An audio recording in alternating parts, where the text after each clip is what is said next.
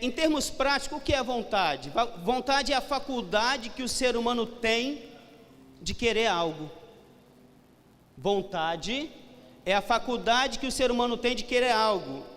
E este querer algo gera uma força que o impulsiona a realizar, a atingir os seus fins.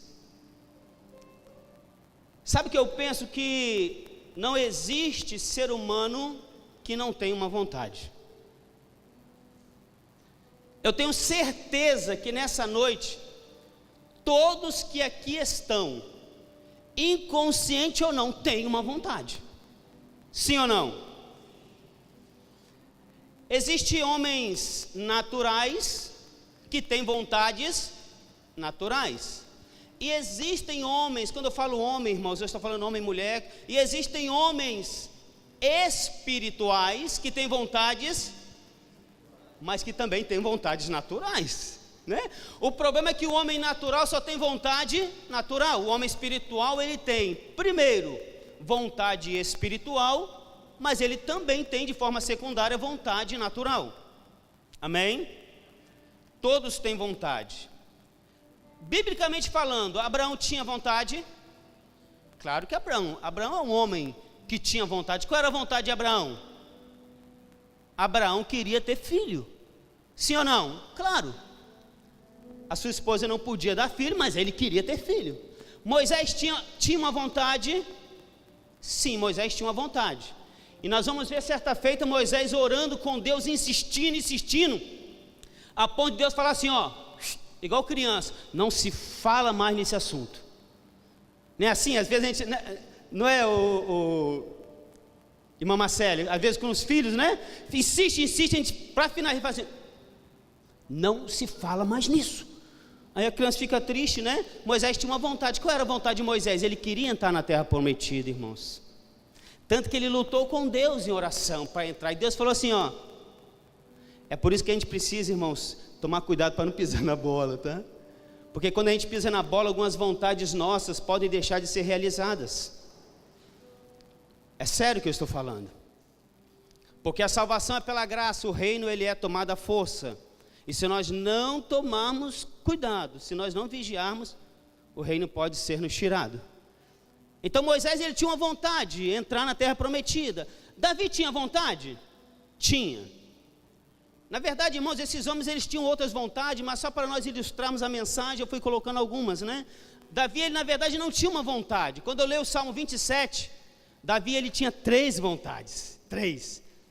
E ele diz o seguinte, ele começa a relatar as vontades que ele tinha. A primeira vontade é que ele queria habitar na casa do Senhor todos os dias da sua vida. Ele falou isso para Deus, eu quero habitar na tua casa todos os dias. E não apenas habitar, ele fala a segunda vontade, eu quero contemplar na tua casa a tua formosura. E ele continua dizendo, eu tenho uma terceira vontade, eu quero aprender no seu templo. Lembra que eu falei que vontade é uma faculdade que o ser humano tem de querer, e esse querer gera uma força? Davi tinha 3 vontades e ele começa dizendo, e eu buscarei isso. Havia algo dentro de Davi que fazia com que ele se impulsionasse para que aquilo que ele tinha vontade acontecesse. Homens que têm vontade. Quantos aqui nessa noite tem um tipo de vontade? Levanta a mão. Quem tem algum tipo de... Pastor, eu tenho.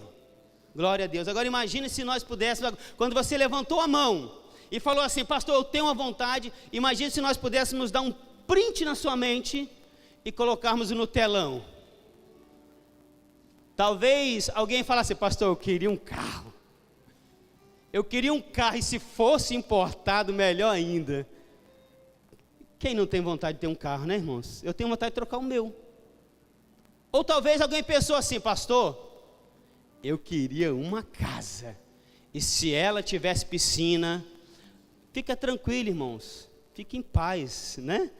Fique em paz, fica tranquilo, não é pecado você querer ter uma casa, ainda mais com piscina, e com esse calor, né, irmãos? Ou talvez alguém falaria o seguinte, né? Pastor, a minha vontade é me realizar profissionalmente. Eu queria ter um bom emprego, eu queria ter um bom salário, ou talvez viajar. Quem tem vontade de viajar aqui? Conhecer o mundo, hein?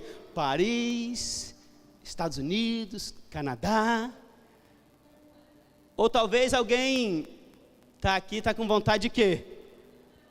Casar, né? Tem gente com vontade de casar aqui? Deixa eu ver os rostinhos. Parece que os jovens ficaram todos aqui nessa ala hoje, né? Glória a Deus. Tem pessoas que têm vontade de casar, ou tem pessoas que têm vontade de ter filho. Tem pessoas que têm vontade de ter filho. Talvez tem esposas aqui que estão lutando com o marido, porque a vontade não chegou do outro lado ainda. Ou talvez tem maridos que estão, né, lutando com a esposa, que a vontade só está nele, não está nela, mas tem pessoas, todos têm vontade. Ou quem sabe, irmãos, não se escandalize, talvez tem pessoas aqui que têm vontade de ganhar na Mega Sena. Não levante a mão, por favor. Não levante a mão. Porque não é incomum encontrar no meio do povo de Deus gente que quer ganhar na Mega Sena, irmãos. Quer mudar de vida rápido, né, irmãos? Mas quer um conselho? Trabalhe, irmãos. Trabalha, em nome de Jesus, trabalha. Então, nós vamos ver que existem muitas vontades, irmãos. Muitas vontades. Agora, você sabia que Deus também tem vontade? Sabe por que a gente não para refletir que Deus tem vontade? Porque muitas das vezes nós estamos envolvidos o quê? Com as nossas vontades. Às vezes nós estamos tão imergidos nas nossas vontades que nós esquecemos que existe um Deus que também tem vontade. É que a nossa mente religiosa, a nossa mente evangélica, né? Ela não consegue conceber algumas coisas. Talvez algumas pessoas iam até se escandalizar se eu disser que Deus não apenas tem vontade, como Ele também tem necessidade. Deus também tem necessidade, sabia disso? E eu compartilhei com um irmão que eu discipulo, uma apostila que fala sobre oração, e nessa apostila fala sobre isso, o Deus que tem necessidade. Aí quando nós formos orar, uma coisa importante em relação à necessidade, que normalmente quando nós vamos orar, nós levamos a Deus o quê? A nossa necessidade. Mas existe uma outra ótica de oração. É quando nós vamos orar e procuramos saber qual é a necessidade de Deus. Funciona mais ou menos assim. Você está desempregado. Tem alguém desempregado aqui nessa noite? Tem. Eu sei o que é isso, irmãos. Eu sei o que é isso. Aí você vai orar e você tem uma necessidade. Qual é a tua necessidade? Um emprego. Quer um conselho? Ao invés de você orar e apresentar a Deus a sua necessidade de emprego, você pergunta para Deus: Deus, diante do meu desemprego, qual é a tua necessidade? Muda tudo. Porque talvez a necessidade de Deus é que você fique desempregado. Calma, vamos ficar sóbrio. Vou segurar, irmãos. Ou quem sabe a necessidade de Deus te dar um emprego. Então muda a ótica. Deus, Ele tem o quê? Olha para quem está do lado e fala: Deus tem vontade. Deus tem vontade, irmãos. Sim, Deus Ele tem. A diferença, agora existe uma diferença entre a vontade de Deus e a nossa vontade. Sabe qual que é? É que à medida que nós vamos conquistando ou não o objeto da nossa vontade, a nossa vontade vai o quê? Vai mudando, não é? Lembra?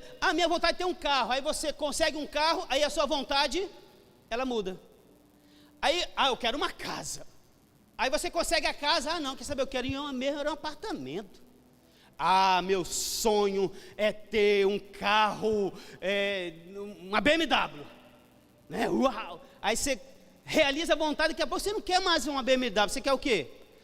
Eu não conheço muito carro importado não, irmão, eu conheço mais nacionais. Sei lá, aí à medida que você conquista, ou não, porque fica muito difícil, você vai mudando a sua vontade. A diferença da vontade de Deus para a nossa vontade, é que a vontade de Deus está relacionada com a sua natureza. E qual é a natureza de Deus, segundo Tiago capítulo 17? Deus não muda. A Bíblia diz que toda boa dádiva E todo dom perfeito vem descendo da onde? Vem descendo do alto, do Pai das luzes, em quem não há mudança e nem sombra de variação. Já que entendemos que Deus não muda, a vontade de Deus também não é como a nossa. A vontade de Deus não muda. Só para ser didático, fala para quem está do teu lado, a vontade de Deus não muda. Irmãos, Deus, Ele não apenas tem uma vontade que não muda, mas como a Bíblia diz que a vontade dele é como? Como? Boa, agradável e perfeita. A vontade dele é boa, agradável e perfeita. É interessante que eu fiz um paralelo entre Tiago 1,17 e Romanos 12,2. Romanos 12,2 diz que nós temos que experimentar a vontade que é boa, agradável e perfeita. Tiago 1,17 fala de uma boa dádiva e um dom perfeito. Aí eu fiquei perguntando, e onde está o que é agradável? O que é agradável desceu. Quem é agradável? É Ele, irmãos, que é o presente de Deus para nós. Jesus é a vontade de Deus, é o presente perfeito, é o presente dado. Ele é aquele que nos fez agradáveis no Pai. Então note bem que a vontade de Deus não muda. E falando sobre a vontade de Deus, e nós vamos falar sobre isso durante toda a mensagem. Você talvez vai enjoar de me ouvir falar sobre a vontade de Deus, mas não tem problema, desde que você entenda. Eu vou repetir a vontade de Deus, para que você saia daqui entendendo que Deus não apenas tem uma vontade, como você faz parte dessa vontade. Existem 2 livros que o apóstolo Paulo escreveu, dentre tantos. Um chamado livro Carta aos Romanos e a carta à igreja em Éfeso. E é interessante que no livro de Romanos, ele começa falando, no versículo 27, se eu não me engano, o livro de Romanos começa falando sobre o coração do homem, a condição do coração do homem. Você vai ler depois em casa, no capítulo 1 de Romanos, Paulo começa falando sobre a condição do coração humano. Já no capítulo 1 da carta aos Efésios, Paulo fala sobre a intenção do coração de Deus. Romanos 1, a situação do coração do homem. Efésios 1, a intenção do coração de Deus. E tem mais. Romanos 1 fala da natureza pecaminosa e caída do homem. Em Efésios 1 fala da natureza amorosa de Deus para com o homem caído. Olha, Romanos 1 fala da natureza caída do homem. Efésios 1 fala do sentimento amoroso de Deus para com o homem caído. Romanos, no capítulo 1, nos leva para dentro do coração do homem. Paulo, ele começa a esmiuçar o coração do homem, ali no capítulo 1 de Romanos. E já no capítulo 1 de Efésios, Paulo começa a nos mostrar o coração de Deus. E sabe o que eu aprendi? Que existe algo dentro do coração de Deus. Você sabia que existe algo dentro do coração de Deus? Sabia que um dos lugares menos explorados é o coração de Deus? E é o lugar que Deus mais quer que nós venhamos adentrar, irmãos. Você sabe como o homem fica sabendo o que está no seu coração?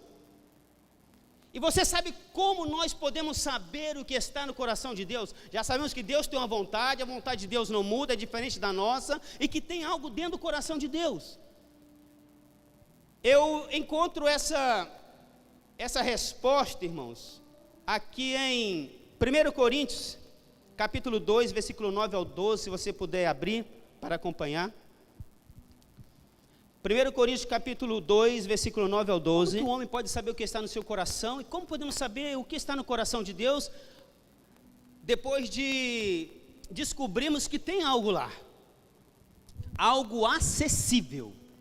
O que está no coração de Deus, irmãos, não está inacessível. Não. O que está no coração de Deus está acessível a todos. Só que existe um meio. Olha o que a Bíblia diz. Mas como está escrito: as coisas que o olho não viu, e o ouvido não ouviu, e não subiram ao coração do homem, são as que Deus preparou para os que o amam. Mas Deus nolas revelou pelo seu, repita comigo, pelo seu Espírito, porque o Espírito penetra todas as coisas, e o Espírito aqui é E maiúsculo, está falando do Espírito Santo, do Espírito de Deus. Ainda as profundezas de Deus, quem penetra nas profundezas de Deus? O Espírito Santo. Porque qual dos homens sabe as coisas do homem, senão o Espírito, E minúsculo, do homem que nele está? Assim também ninguém sabe as coisas de Deus, senão o Espírito de Deus. Mas nós não recebemos o Espírito do mundo, mas o Espírito que provém de Deus, para que pudéssemos conhecer o que nos é dado gratuitamente por Deus. Guarde isso. Se você quer saber o que está no Espírito do homem, basta você esquadrinhar o teu coração. Que você quer saber o que está no coração do homem, basta você esquadrinhá-lo com o seu coração. Se você quer saber o que está no coração de Deus, você precisa do Espírito Santo. Porque só o Espírito Santo comunica as coisas. Pastor, e como é que por meio do Espírito Santo eu fico sabendo as coisas de Deus? É fácil, irmãos. Veio agora, irmãos, eu pensei rapidamente numa ilustração, talvez eu fale nos detalhes, mas o que me veio à mente agora é uma abelha. O que me veio na mente agora é uma abelha. A abelha no processo de polinização, é isso? Está certo? Acertei? Polinização. Ela vai em uma flor, suga o quê? Suga o mel, o néctar, né? O néctar para fazer o mel. Só que ela acaba levando em seu corpo o quê? O pólen.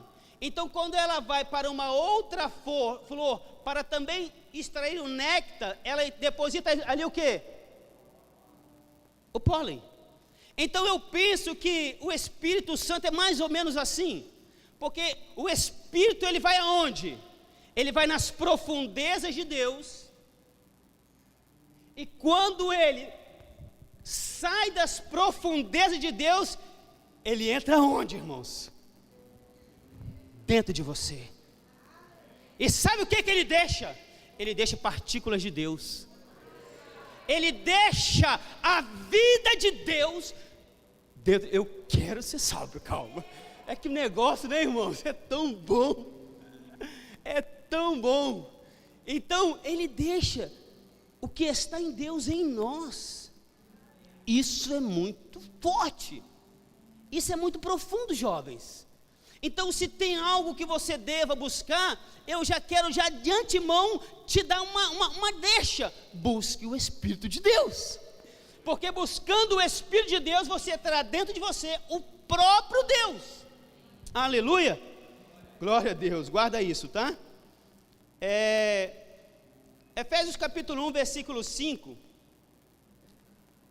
Diz o seguinte, Efésios capítulo 1, versículo 5, lembra quando nós falamos de Romanos 1, fala da condição caída do coração humano, e Efésios 1 fala de algo que está no coração de Deus, uma vontade que está no coração de Deus. Olha aqui, e nos predestinou para filiação por Jesus Cristo, para si mesmo, segundo o beneplácito da sua vontade. Como essa pregação ela tem um caráter de ensino, algumas palavras nós vamos explicar para os irmãos, para quem não conhece o significado, para outros que conhecem a gente vai reforçar, amém? Então, primeiro no versículo antes fala da eleição, né? Nos elegeu para sermos santos e irrepreensíveis, e no versículo 5 fala que ele nos predestinou, ou seja, previamente ele nos deu um destino. E esse destino é o quê? Filiação por Jesus Cristo. Talvez alguns irmãos estranhem essa palavra filiação, não estão acostumados, mas faz parte da mensagem. Então ele nos predestinou para a filiação por Jesus Cristo, para si mesmo, segundo o beneplácito da sua. A palavra beneplácito no capítulo 1 de Efésios aparece duas vezes.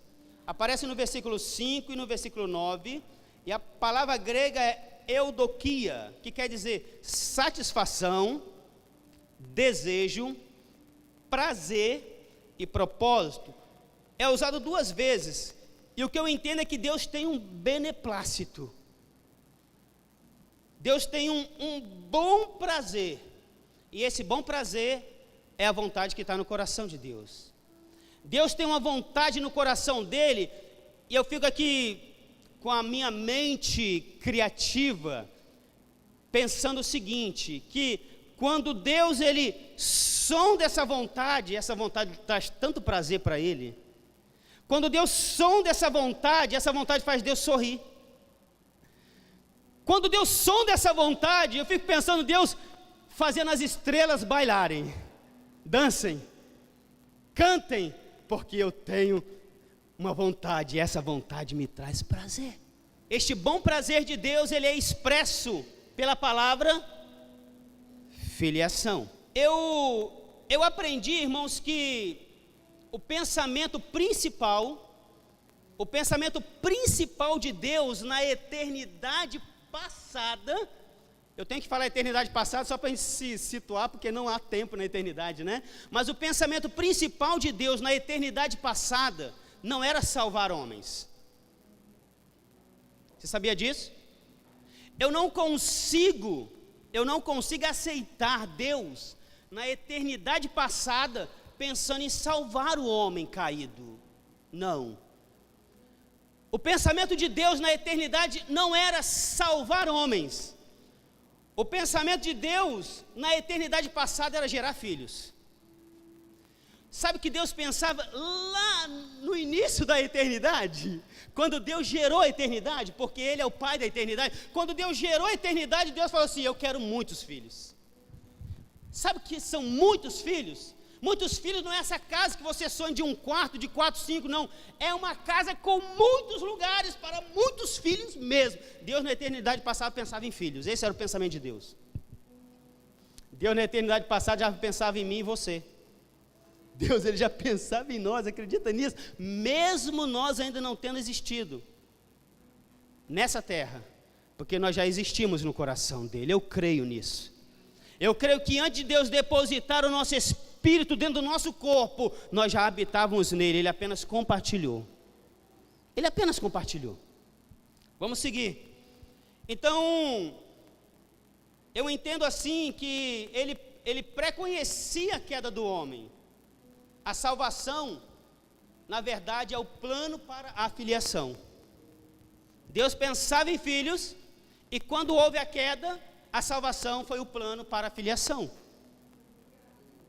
Vamos ler aqui em Gênesis capítulo 2, versículo 18, olha só o que diz. E disse o Senhor Deus: não é bom que o homem esteja só. Quem disse isso? Deus. Far-lhe-ei uma adjutora que esteja como que? Diante dele. Irmãos, vocês que leem a Bíblia, vocês leram em algum lugar Adão reclamando que estava só? Quem leu? Quem leu Adão se queixando que estava só? Claro que não. Adão não se queixou que estava só. Quem disse que não era bom que ele estivesse só foi Deus. Sabe por quê? Porque naquele momento Deus estava expressando o seu sentimento.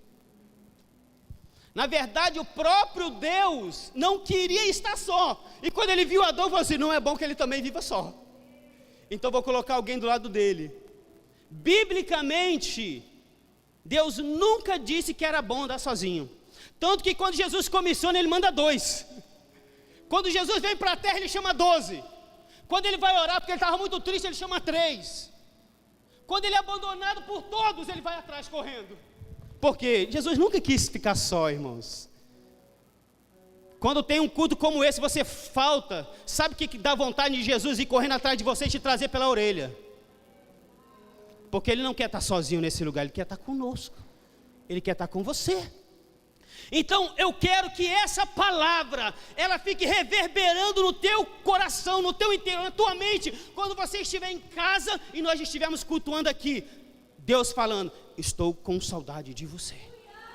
Os irmãos estão vivendo juntos, falta você.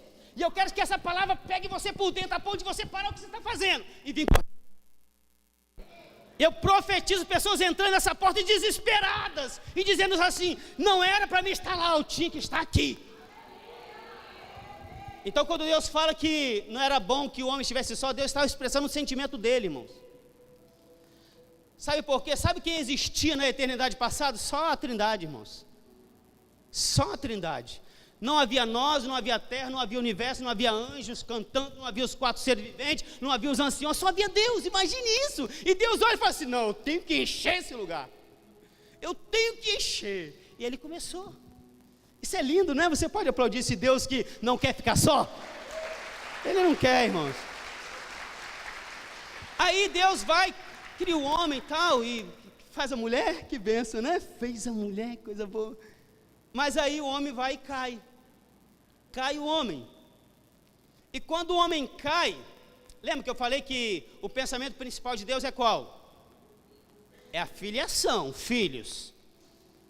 A salvação é um plano para que essa vontade de Deus se concretize. Então, quando o homem cai, quando há queda, Adão, ele tratou logo de culpar, transferindo a responsabilidade para quem? Para a mulher, não é? Só que Deus foi diferente. Quando o homem cai, ele revela o plano para salvar. E tem mais, ele assume a culpa de todos. Adão não assume a culpa e joga a responsabilidade. Deus revela o plano para salvar e assume toda a responsabilidade, joga sobre mim. É diferente, né, irmãos? A salvação é o plano e a filiação é a vontade de Deus. O desejo de coração de Deus, então, é gerar filhos e ter uma grande família. Amém? A vontade de Deus, o desejo dele é gerar filhos e ter uma grande família, uma multidão de filhos que o expressem.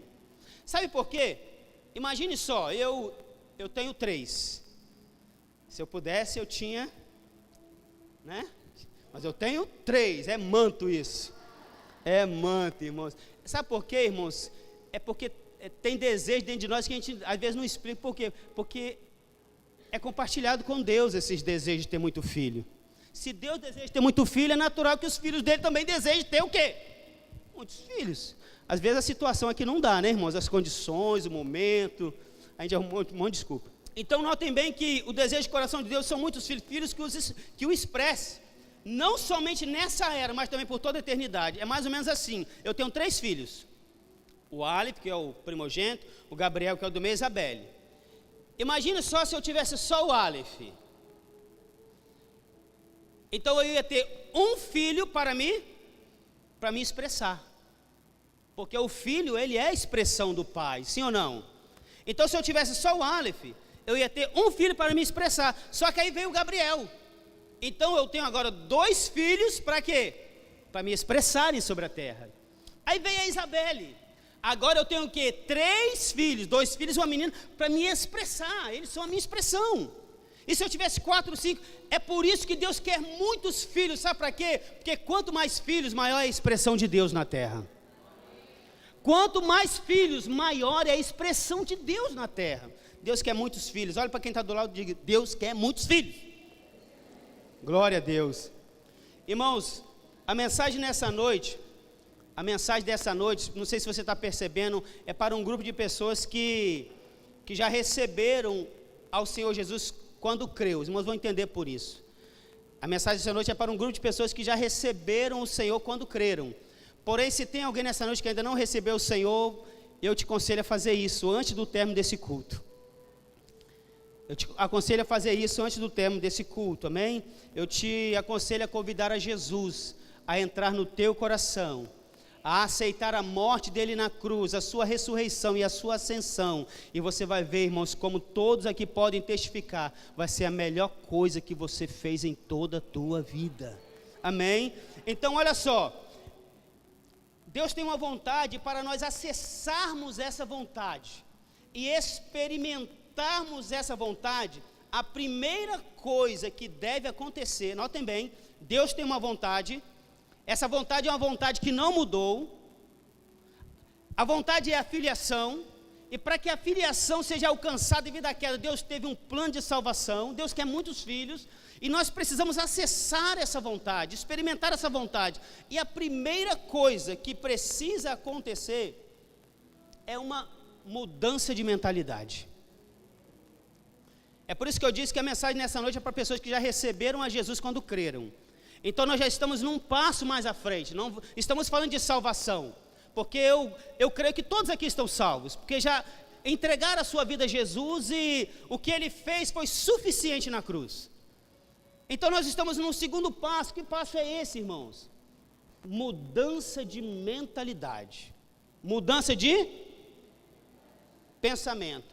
Olha o que Paulo diz: e não vos conformeis com este mundo, mas transformai-vos pela renovação do vosso, mudança de mente, para que experimenteis qual seja o que? A boa, agradável e perfeita vontade de Deus. Então, para que possamos experimentar essa vontade, qual é a vontade de Deus? Muitos filhos. Muitos filhos. Para nós experimentarmos essa vontade, nós precisamos ter a nossa mente transformada. Nós precisamos ter a nossa mente mudada. Uma vez conversando com o pastor João, nós falamos que o último nível é o entendimento. O último nível é o entendimento. Glória a Deus por isso. Porque a mudança, por que a mudança de mente é tão importante? Porque nós somos aquilo que nós pensamos, irmãos. Olha o que diz Provérbios 4:23, tenha cuidado com o que você pensa, pois a sua vida, ela é dirigida pelos seus pensamentos. Então note bem, irmãos, que para acessarmos a vontade de Deus, para experimentarmos a vontade de Deus, nós precisamos mudar a forma de pensar. Tem alguns pensamentos que já não podem mais existir. Tem alguns pensamentos que já não podem mais povoar a nossa mente. Temos falado que o maior campo de batalha está aqui, irmãos. Se nós não vencermos esse campo de batalha aqui, nós não vamos vencer batalhas nenhumas. Nenhuma batalha vamos vencer. Então, se queremos adentrar no coração de Deus e viver a vontade dEle, muda a tua mente. Muda os teus pensamentos. Nesse exato momento, talvez tem pessoas que estão aqui que precisam mudar os seus pensamentos. Talvez Deus está aqui pela sua palavra falando do que Ele pensa, do que Ele sente, do que Ele quer. E talvez tem pessoas que só Deus sabe onde está o teu pensamento. Ei, foca aqui, em nome de Jesus. Não se preocupe, se você está ansioso, lance sobre Ele, Ele tem que cuidar de nós, irmãos. Sabe o que um pai faz? Um pai cuida. E se você não tem confiado, se você tem vivido ansioso, você precisa experimentar essa vontade. Você precisa entrar debaixo de uma paternidade, de um pai que cuida. E quando Ele diz que cuida, irmãos, Ele cuida mesmo. Amém? Glória a Deus. Vamos lá. E a primeira coisa que precisa mudar, irmãos, na nossa mente é o quê? Não somos órfãos, irmãos. É interessante que existem pessoas evangélicas, existem pessoas que fazem parte de um hall de membro, que ainda tem mentalidade de órfão. Dizem que Deus é pai, mas vivem na orfandade. Então a primeira coisa que tem que mudar na nossa mente é o quê? Não somos órfãos. A palavra órfão no grego é orfanos, que significa destituído, sem pai. Ou seja, o que é um órfão? Alguém que não tem pai. Então, se o desejo de Deus é gerar muitos filhos, se a vontade de Deus é filiação, a primeira coisa que nós precisamos entender é que Deus, Ele é o quê? Ele é pai. E se Ele é pai, nós não somos órfãos. Olha para quem está do teu lado e diga, não somos órfãos. Não somos órfãos. Você sabe quantas vezes no Velho Testamento é falada a palavra pai? Aproximadamente 8 vezes no Velho Testamento. E olha que o Velho Testamento é bem maior que o Novo, né? 8 vezes é falado a palavra pai no Velho Testamento. E mesmo assim, quando se pronuncia a palavra pai, diz respeito a chefe de tribo e chefe do líder de povo. Não fala de pai e filho. Agora, você sabe quantas vezes é falada a palavra pai no Novo Testamento? 272 vezes. E nas vezes que são citadas, diz respeito a relacionamento íntimo entre pai e filho. Ou seja, no Novo Testamento fala-se mais sobre pai do que o Velho. E sabe o que eu aprendo aqui? Porque Jesus, ele veio para inaugurar uma nova era, irmãos. Você crê nisso? Glória a Deus. Certa vez os discípulos de Jesus, olha o contexto que Jesus estava inserido, irmãos. Olha o contexto. Para os judeus, se você olhar as orações, né, os escritos rabínicos, né? Se você olhar os escritos, você não vai encontrar nenhuma oração em que os judeus fazem menção a Deus como Pai. Sabe por quê? Que para os judeus, chamar Deus de Pai era uma ofensa. Para os judeus, chamar Deus de Pai chegava a ponto de ser uma blasfêmia. Aí vem Jesus nesse contexto, e os discípulos pedem a Jesus o quê? Ensina-nos a orar. Aí Jesus começa e fala para eles assim, orem assim, Pai Nosso. Jesus quebra tudo, né, irmãos? Jesus quebra tudo. Ensina para eles, orem assim, Pai Nosso que estás nos céus. Glória a Deus. Jesus sabia tanto da importância da paternidade que ele diz no Evangelho de João capítulo 10, versículo 30, eu e o Pai somos um. Eu e o Pai somos um. E ele diz também no Evangelho de João capítulo 14, versículo 9, quem vê a mim, vê o Pai. E ele diz mais em João 14, 18, não vos deixarei órfãos. Ou seja, Jesus, quando ele estava aqui, ele assumiu a paternidade sobre os seus. Só que ele precisava ir. E aqueles que viveram durante tanto tempo em orfandade, eu imagino assim, e agora? Ele falou, fiquem tranquilos, órfãos nunca mais, eu vou enviar outro. Eu vou enviar outro. Porque era necessário, porque lembra onde está a vontade de Deus? Aonde está a vontade de Deus? No coração de Deus. Então Jesus, irmãos, na verdade, ele mostrou quem para os discípulos? Jesus mostrou para os discípulos o Pai, mas aquele que viria, iria colocar os discípulos aonde? Dentro do Pai, e o Pai dentro deles. O Espírito Santo ia vir trazer uma realidade muito maior. Sabe por quê? Porque são três e é um, e cada um tem uma função muito distinta, irmãos. Não é que o trabalho de Jesus foi menor, do Espírito Santo foi maior, não.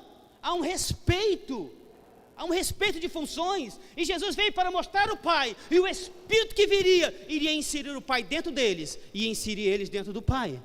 Fiquem tranquilos, órfãos nunca mais. Você pode dizer glória a Deus por isso? Talvez eu estou falando para pessoas nessa noite que já viveram algumas experiências. Eu já vivi experiências em relação a isso, irmãos. E não é fácil um filho viver com a ausência do pai. Não é fácil. Eu, por exemplo, eu não tenho recordações do meu pai. O meu pai, ele faleceu quando eu tinha aproximadamente 9 anos de idade. E às vezes eu sento e eu tento lembrar do meu pai, eu não consigo lembrar. Porque o meu pai, ele era uma pessoa ausente. Irmãos, eu não estou aqui tentando trazer uma imagem ruim do meu pai, não é isso, mas eu estou talvez tentando, o que eu estou falando talvez vai de encontro à realidade de muitas pessoas aqui. Eu não tinha uma referência de pai, e quando meu pai partiu, eu tentei buscar uma referência no meu irmão mais velho, que também não conseguiu me dar uma referência de pai, depois no meu outro irmão não conseguiu me dar uma referência de pai, e então aos 18 anos, eu tive um encontro com o Senhor, e essa falta de referência paterna trouxe danos para a minha vida, e quando eu estava servindo ao Senhor, eu não tinha muita noção de paternidade, irmão, sabe por quê? Porque eu nunca tinha vivido isso. Eu não sabia o que era um pai, eu não sabia o que era o colo de um pai, eu não sabia o que era o amor de pai. Eu não me lembro das vezes que eu ouvi o meu pai me chamar de filho, e eu não me lembro das vezes que eu chamei ele de pai, eu não lembro. Então, era tudo muito obscuro, isso trouxe marcas em mim, feridas em mim. Talvez estou falando para pessoas que já viveram essas experiências ou estão vivendo. Mas eu quero dizer uma coisa para você nessa noite, existe um pai que te ama. Talvez você não teve um pai que te socorreu quando você caiu. Talvez você não teve um pai que enxugou as tuas lágrimas quando você não foi bem na prova. Ou talvez terminou um namoro. Talvez você não teve um pai que te deu um conselho. Talvez você não teve um pai que você compartilhou alguns momentos. Mas eu quero dizer uma coisa para você. Jesus diz o seguinte: não deixarei vocês órfãos. Hoje você tem um pai.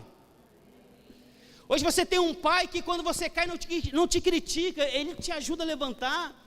Hoje você tem um pai que quando você erra, ele não aponta o dedo, na verdade ele estende os braços e fala: vem filho. Hoje você tem um pai que te ama, te ajuda, um pai que te oferece um colo, irmão. Sim, um pai que te oferece um colo, foi o que Jesus fez com aqueles meninos, tentar afastar os meninos, porque é isso que a religiosidade faz. A religiosidade não quer que o homem tenha uma experiência paterna, mas Jesus não, deixe vir a mim os meninos, porque deles é o reino. O que a religiosidade afasta, Jesus ele aproxima, irmãos. Eu glorifico a Deus por isso. E depois de muitos anos, depois de muito tempo que eu fui experimentar o que é uma paternidade, que eu fui experimentar o que é receber um conselho, o que é poder compartilhar algo. E é interessante que depois que eu experimentei essa paternidade, e eu estou falando de algo na vertical, ainda não estou falando na horizontal, não. Quando eu experimentei essa paternidade, irmãos, parece que os meus olhos se abriram para o amor de Deus.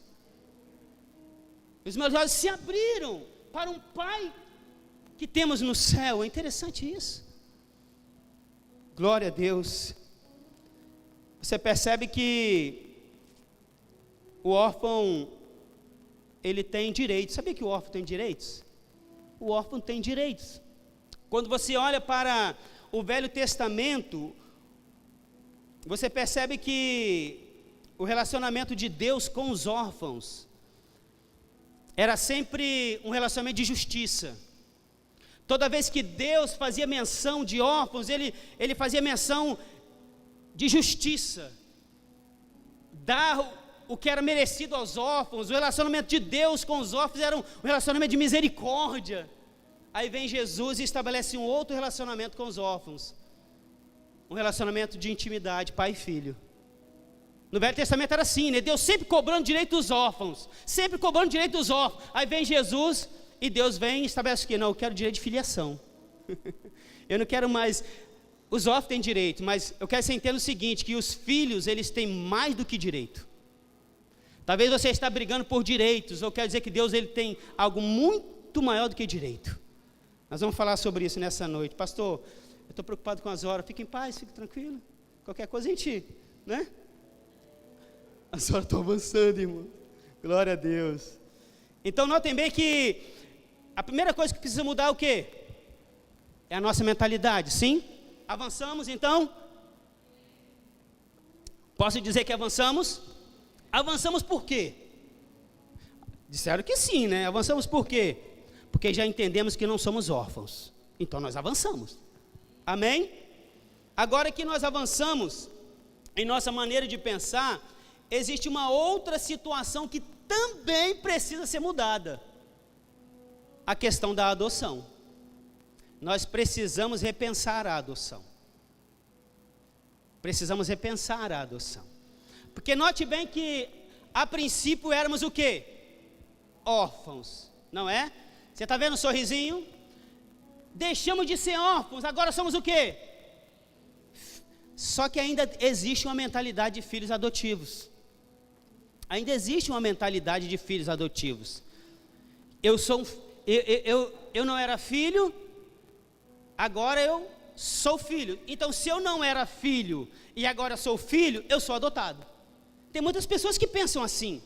Só que note bem que na eternidade passada, Deus já pensava em nós. Agora imagine Deus na eternidade passada pensando em adotar filhos, irmãos. Você consegue conceber isso? Na eternidade passada, Deus não pensava em adotar filhos. Na eternidade passada, Deus pensava em gerar filhos. Porque o nosso Deus é um Deus que gera. Sim ou não? Sim. Lendo Efésios 1:5 novamente, vocês lembram que talvez a sua Bíblia fale de adoção, né? Ele nos predestinou para filhos de adoção por Jesus. Só que a palavra adoção, ela foi assim traduzida, no grego é huiotesia. E sabe o que isso quer dizer? Filiação. Porque ela deriva de uma palavra huios, filho. E essa palavra não quer dizer filhos adotados por um pai, mas ela significa filhos nascidos diretamente de um pai gerador. O problema é que a nossa mente, pelo pecado, absolveu isso.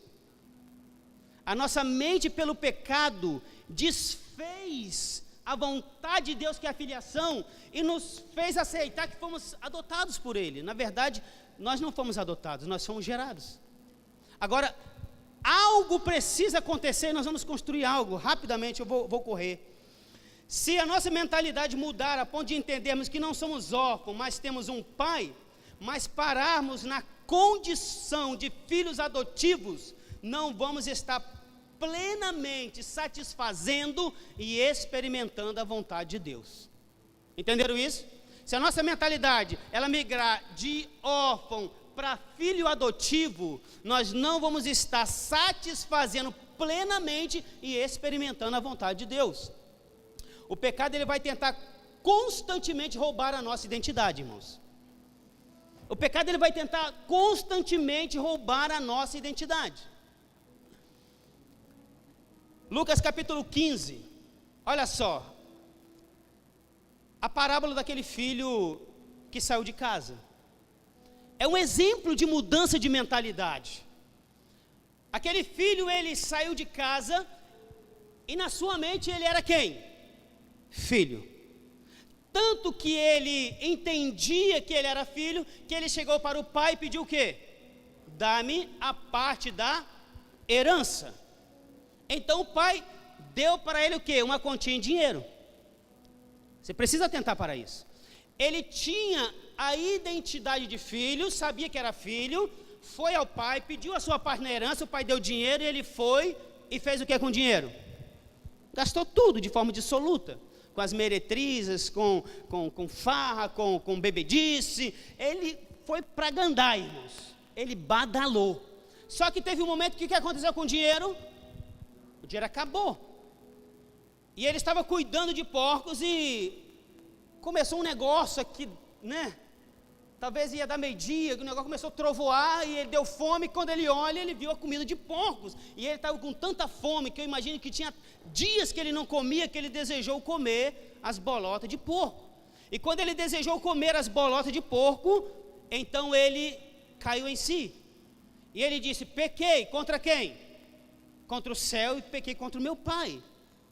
Sabe o que eu vou fazer? Eu vou voltar para onde? Eu vou voltar para casa. Eu vou voltar para o meu pai, e eu vou chegar para o meu pai e falar: pai, pequei contra o céu e perante ti, já não sou digno de ser chamado teu filho, me trata como teu empregado, me trata como teu criado. O pecado ele faz isso, irmãos. O pecado ele tenta desfigurar a nossa identidade. O pecado ele tenta nos tirar de uma posição de filhos e nos colocar numa posição de criados, de escravos. Porque aqueles que estão debaixo do pecado, na verdade, estão na condição de escravos. Então nós precisamos tomar muito cuidado com isso. A palavra do Senhor diz em Gênesis 15, versículo 1 ao 4, de um homem chamado Abraão. Quem conhece Abraão? E Abraão, aqui no capítulo de número 15, ele ainda não tinha Isaac. Ele não tinha Isaac. E ele estava ali, irmãos, pensando que havia sobre ele uma promessa, que ele seria o que? Pai de uma grande multidão, mas ele não tinha filho. E então ele olha para o lado e vê quem? O seu mordomo, Eliezer, Damasceno.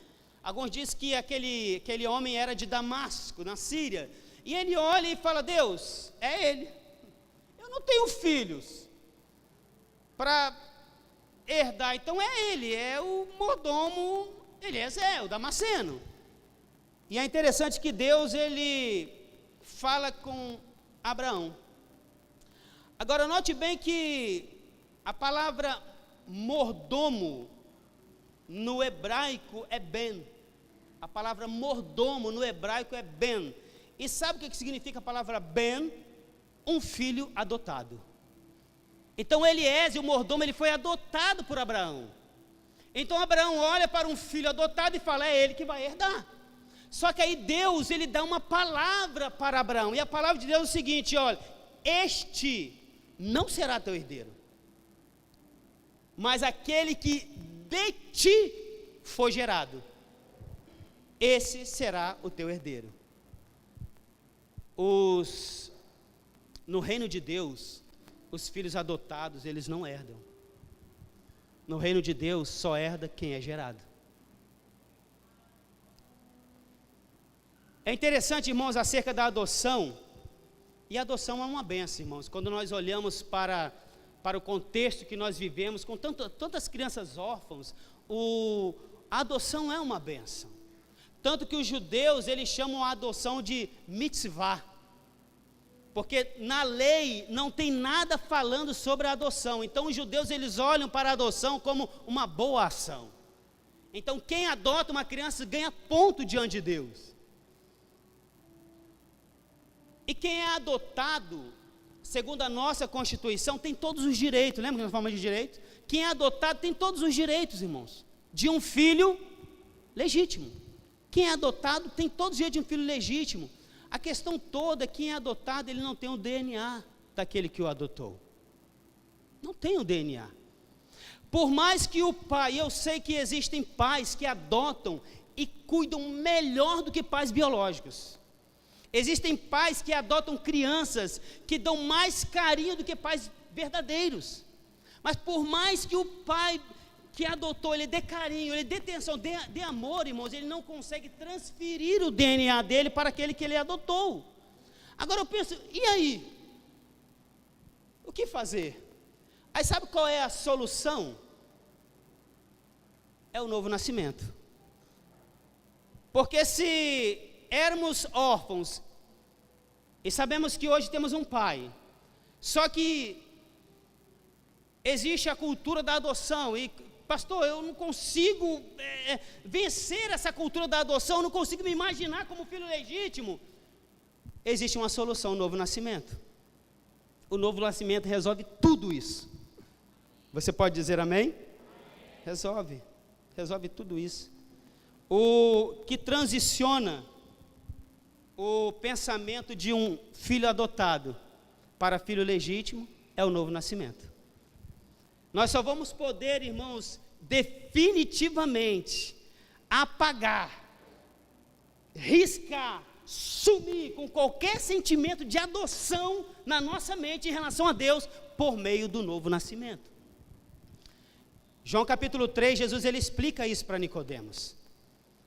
Nicodemos ele era um doutor da lei, ele teve um encontro com o Senhor de noite, e o Senhor olha para ele e fala: Nicodemos, não te maravilhes, necessário vos é nascer de novo. Necessário é nascer de novo. E Nicodemos pergunta: mas como que eu posso nascer de novo? Entrar de novo no ventre da minha mãe? E Jesus diz: não, você não entendeu nada. Você precisa nascer da onde? Você precisa nascer do alto. Você precisa nascer da água e do Espírito. Glória a Deus. O novo nascimento, o nascer do alto, não deixa dúvidas sobre a nossa filiação. Se alguém nessa noite ainda tem dúvidas, você precisa nascer de novo. Você precisa experimentar o novo nascimento, porque somente por meio do novo nascimento, o DNA de Deus ele é inserido nas nossas veias, irmãos. Porque uma criança que é adotada, ela não pode ter o DNA do pai. Para ter o DNA do pai, ela tem que nascer de novo. Só que biologicamente falando é impossível nascer de novo, foi o que Jesus falou para Nicodemos, mas espiritualmente falando, podemos sim, devemos nascer de novo. Devemos nascer de novo. Glória a Deus. Vede, irmãos, que imenso amor nos tem concedido o Pai, a ponto de sermos tratados como, e em realidade somos filhos.